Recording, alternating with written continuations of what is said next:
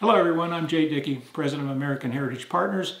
I want to welcome you to another episode of American Heritage Moments, our ongoing series of short stories about key events and key people in American history.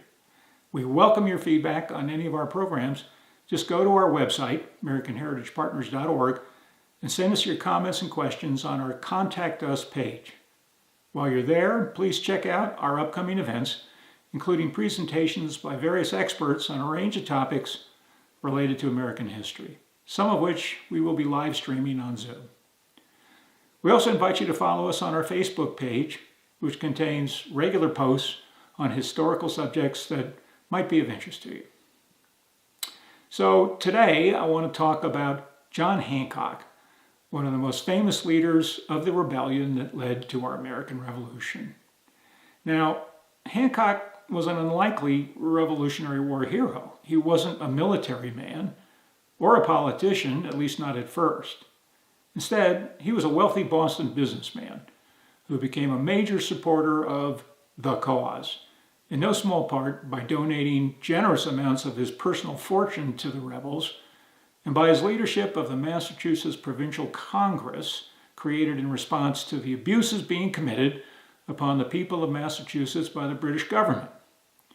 After war broke out in April of 1775 at Lexington and Concord, Hancock took on an even more prominent role in the new national government. He became president of the Continental Congress for its first 2 years of existence, 1775 to 77, and he was a key member of the American Brain Trust throughout the war effort. After the war ended with the Treaty of Paris in 1783, Hancock continued to serve his country as governor of Massachusetts, including during the critical years when our Constitution and Bill of Rights were being created. Now, Hancock was, in some respects, an accidental leader.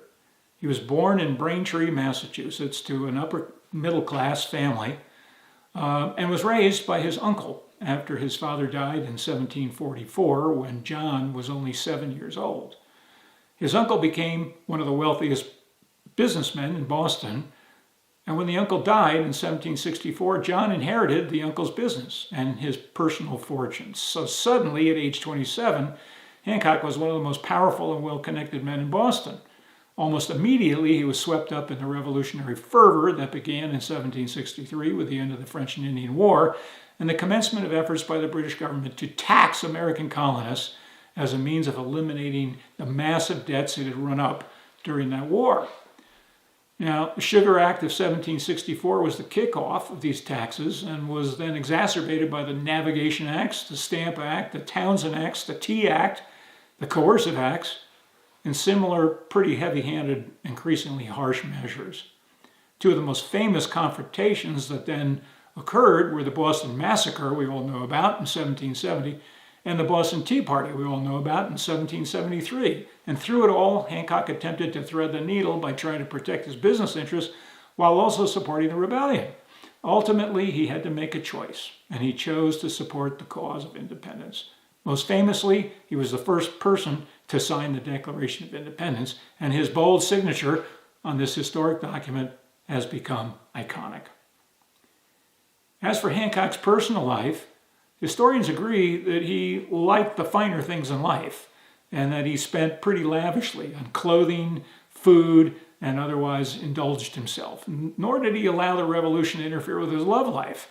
At the outset of the war, he was courting Dorothy Dolly Quincy, and they eventually married in 1775. They had 2 children, a son and a daughter, but sadly neither of them survived childhood.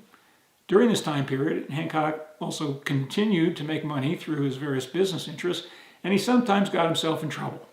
One example is when Hancock became involved in a dispute with his alma mater, Harvard College, over his alleged misappropriation of funds in his role as treasurer of the college, and that led to his removal and the great damage to his reputation. The dispute was never resolved during his lifetime. Hancock died in 1793 at age 56, the same year that George Washington was re-elected President of the United States. Hancock's wife Dolly outlived him by many years. She passed away in 1830.